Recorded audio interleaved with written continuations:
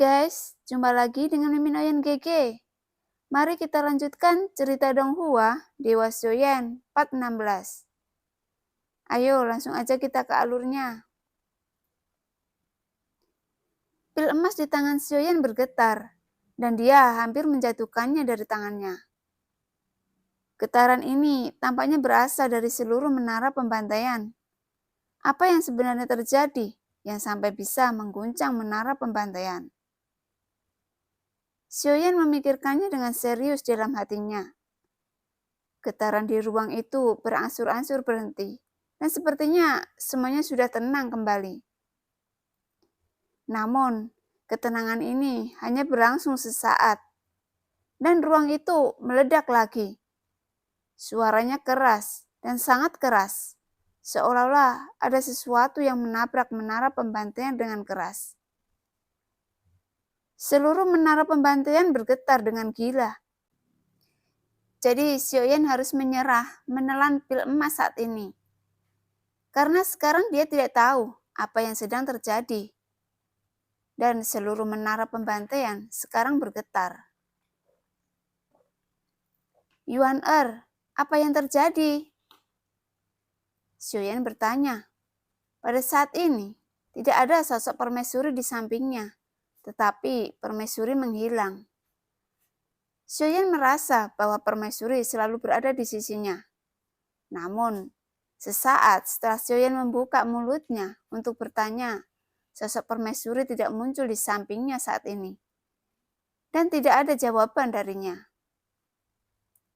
Namun, tepat ketika Xiaoyan sedikit mengernyit, tiba-tiba sosok permaisuri muncul dengan tenang di sampingnya. Bagaimana situasinya?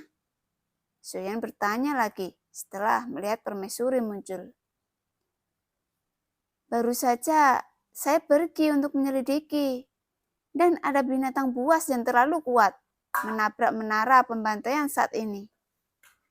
Permaisuri menjawab, dan Xiaoyan sedikit terkejut ketika mendengar kata-kata itu. Menabrak menara pembantaian? Xiaoyan bertanya dengan heran. Lagi pula, ketika dia masuk, Xiaoyan telah melihat seberapa besar menara pembantaian itu. Dan ruangan di dalam menara bisa berdiri sendiri, yang mampu mengenai menara pembantaian dan merusaknya. Maka, ukuran binatang Taisu mungkin juga tak terbayangkan besarnya. Ya, saat ini, menara pembantaian telah dilubangi olehnya. Dan sepertinya dia sedang menuju ke arahmu. Permaisuri melanjutkan perkataannya. Dibandingkan dengan Su Ikun, mana di antara mereka yang lebih besar? Xiaoyan bertanya lagi dengan rasa ingin tahu. Binatang iblis itu 2 kali lebih besar dari Su Ikun. Xiaoyan mengambil napas dalam-dalam. 2 kali lebih besar dari Su Ikun. Tidak heran dia mampu mengguncang menara pembantaian ini. Dan dia bahkan memecahkan menara pembantaian. Itu dapat dilihat bahwa kekuatan serangannya juga sangat luar biasa. Saya pikir perjalanan ini hampir sama, tetapi Anda dapat pergi sekarang atau tinggal di sini. Saya khawatir itu tidak akan lama sebelum lebih banyak musuh yang datang untuk bertarung. Xiaoyan membuat 2 pilihan. Jika Xiaoyan bersedia pergi sekarang, dia akan pergi. Namun, jika dia ingin bertarung, permaisuri juga bersedia menemani Xiaoyan bertarung. Ayo pergi sekarang. Bukankah warisan Raja Iblis Tianhe akan menjadi sia-sia? Kata Xiaoyan. Tidak masalah. Jika dia tidak datang ke pintu pada saat ini, maka warisan pasti akan terputus. Permaisuri berkata perlahan. Tepat setelah suara itu jatuh, tiba-tiba bayangan darah melintas di depan Xiaoyan, dan sesosok kekar muncul di wajah Xiaoyan. Dia perlahan mengembun di depan permaisuri saat ini. Sosok kekar ini adalah yang pertama menghadap permaisuri. Dan ketika dia berlutut dengan satu lutut dan mengepalkan tinjunya dengan erat, itu menunjukkan betapa dia sangat menghormati permaisuri.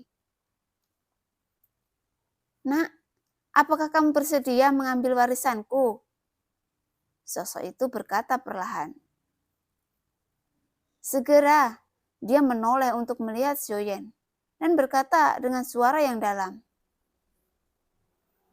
"Dia laki-lakiku." Namun pada saat ini permaisuri tiba-tiba berbicara dan sosok itu menatap permaisuri dengan mata bingung. "Dia suamiku, kamu manggilnya anak kecil," kata permaisuri. Dia tidak memberikan wajah apapun kepada Raja Iblis Tianhe sama sekali. "Suami? Itu benar-benar yang mulia permaisuri. Dan dia sangat unik. Bahkan jika dia menyukainya, bagaimanapun tidak peduli bagaimana dia melihatnya. Dia umur panjang. Dan jika Anda ingin mengajarinya warisannya, itu harus menjadi pendahulunya." Sosok itu perlahan berkata, "Oh, kamu mau jadi senior suamiku, dan kamu mau jadi seniorku juga?" Lanjut permaisuri perlahan. Sosoknya tercengang, dan seketika membuatnya terguncang. "Ya, Tuan Iblis Tianhe senior." Xiaoyan tersenyum kecut, seolah-olah dia mengepalkan tinjunya dan menyerahkan tangannya. Meskipun dia dianggap junior, Xiaoyan segera berdiri untuk menghilangkan rasa malu. Dan Raja Iblis Tianhe dengan wajah pahit. Pada saat ini, melihat tangan permaisuri yang ramping dan cantik dari batu giok menutupi wajahnya, mengeluarkan suara seperti lonceng perak keluar perlahan. Jelas bahwa permaisuri sedang mencari teman lama untuk bahagia. Dia sudah tahu bahwa Raja Iblis Tianhe adalah orang yang jujur. Jadi dia sengaja membuka mulutnya untuk mempersulitnya. Namun setelah mendengar tawa permaisuri, Raja Iblis Tianhe tampak bereaksi. "Yang mulia, jangan mengolok-olok saya. Jika menara ini dihancurkan, kebijaksanaan spiritual terakhir saya juga akan hilang. Jadi sebelum ini, saya harus meninggalkan sesuatu untuk generasi mendatang. Ini bukan hanya warisan, tetapi juga saya telah di sini sebelumnya. Ini menjadi bukti terbaik di dunia." Raja Iblis Tianhe berkata dengan serius. Tawa permaisuri berangsur-angsur memudar. Wajahnya berangsur-angsur serius. Dan kemudian dia mengangguk ringan. "Ketika kamu mewariskan warisanmu kepadanya, adalah berkah besar untukmu," kata permaisuri lagi. Raja Iblis Tianhe menjadi bingung. Warisan ini telah menarik begitu banyak kompetisi abadi. Meskipun kekuatan saya memang lebih rendah dari yang mulia permaisuri, saya hampir melangkah ke abadian Tuhan. Warisan saya masih memiliki beberapa bobot. Dan saya melihat kekuatan paman saya, dan tampaknya bahkan baru puncak. Dari Dewa 9 bintang yang berjuang adalah sama. Dia mungkin belum dapat menerima warisanku. Raja Iblis Tianhe berkata perlahan. Meskipun nadanya tenang, dia sebenarnya memberitahu Xiaoyan bahwa warisannya bukanlah sesuatu yang bisa dia terima saat ini. Haha. Permaisuri tiba-tiba tertawa terbahak-bahak lagi. Dan Raja Iblis Tianhe sangat ketakutan lagi, sehingga dia tidak berani bergerak saat ini. Kemudian permaisuri tertawa dan menatap Raja Iblis Tianhe. Setelah beberapa lama, dia menghentikan tawa dan menatap Raja Iblis Tianhe dengan serius. "Kamu bilang Gu Zhongsheng tidak bisa mengambil alih warisan abadi dari Dewa Setengah Langkah?" Gu Zhongsheng? Itu nama yang sangat familiar. Raja Iblis Tianhe berhenti ketika mendengar kata-kata itu, dan alisnya berkerut dan dia berpikir sejenak. Setelah beberapa nafas berlalu, dia tiba-tiba menatap Xiaoyan. Yang terakhir tiba-tiba menunjukkan tampilan yang sangat hormat dan mengempalkan tinjunya ke Xiaoyan. Pada saat ini, lututnya tertekuk, yang bahkan lebih tinggi dari etiket seorang permaisuri. Tianhe menyapa guru. Raja Iblis Tianhe tiba-tiba terlihat sangat bersemangat. Dan Xiaoyan tercengang saat mendengar perkataan ini. Menguasai. Senior mengaku itu salah. Saya tidak merawat makhluk hidup. Memang benar untuk mengatakan bahwa saya adalah reinkarnasi dari yang merawat makhluk hidup. Jadi dalam arti tertentu, jadi saya tidak peduli merawat makhluk hidup lagi, karena saya belum terbangun dari ingatan kehidupan saya sebelumnya. Jadi saya tidak mengenalinya. Xiaoyan berkata dengan senyum masam. Berkali-kali dia tidak suka menggendong Gu Zhongsheng sepanjang waktu.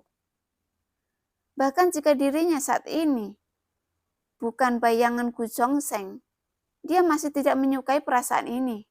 Dan rasa hormat dari para senior ini tiba-tiba diberikan kepada Gu Zhongsheng, bukan dia. Namun dia tidak bisa menerima rasa hormat ini. Tidak peduli apakah tuannya bereinkarnasi atau tidak, jiwanya tetap tidak berubah, dan dia akan selalu menjadi penguasa Tianhe. Hidup ini tidak akan pernah berubah, tetapi sangat disayangkan bahwa Tianhe telah gagal mendapatkan dukungan dari gurunya. Terlihat kesedihan yang terpapar dari dia.